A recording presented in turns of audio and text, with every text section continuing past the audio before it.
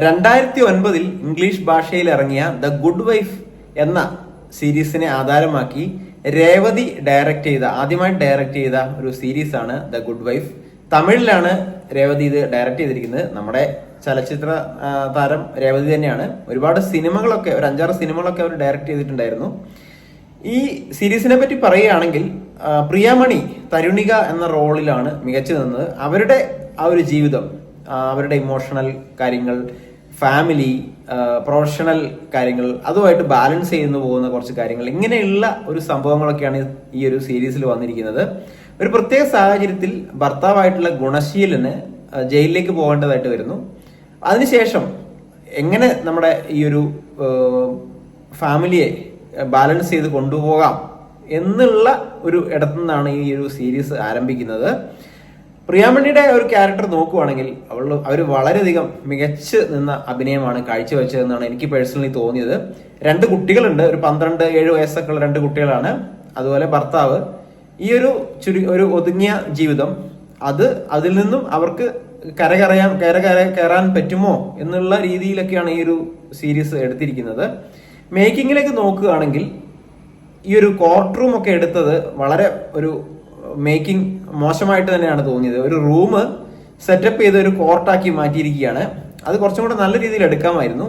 അതുപോലെ തന്നെ ഈ ജയിലൊക്കെ കാണിക്കുന്ന സമയത്താണെങ്കിലും അത് അത്ര ഒരു കാര്യമായിട്ട് നന്നായിട്ട് വന്നിട്ടില്ല എന്നാണ് എനിക്ക് തോന്നുന്നത്.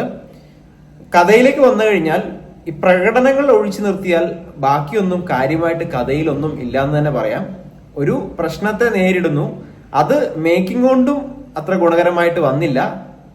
പറയുകയാണെങ്കിൽ ഒരു ആവറേജിൽ താഴെ നിൽക്കുന്ന അനുഭവം മാത്രമാണ് എനിക്ക് തോന്നിയത്. 30 മിനിറ്റ് നിൽക്കുന്ന 6 എപ്പിസോഡുകളായിട്ടാണ് വന്നിരിക്കുന്നത്. ആദ്യത്തെ 2 എപ്പിസോഡുകൾ വലിയ കുഴപ്പമില്ലാതെ തോന്നി. പിന്നെ ആ ഒരു ഗ്രാഫ് വളരെയധികം താഴുന്നതായിട്ടാണ് പേഴ്സണലി തോന്നിയത്. ഒരുപാട് അഭിനേതാക്കൾ ഇതിനകത്ത് വരുന്നുണ്ടെങ്കിലും എല്ലാവരും കാര്യമായിട്ടൊന്നും ചെയ്യാനില്ലാത്ത രീതിയിലാണ് വന്നിരിക്കുന്നത്. ഈ പ്രിയാമണിയുടെ തരുണിക എന്ന ക്യാരക്ടർ ഒഴിച്ചു നിർത്തിയാൽ അവരുടെ കൂടെ വരുന്ന ഒരു ലേഡി, ഒരു യങ് ലേഡി ആയിട്ട് വന്നിരിക്കുന്ന ഒരു ആളുടെ അവർ നല്ല എനർജറ്റിക് ആയിട്ട് തോന്നി.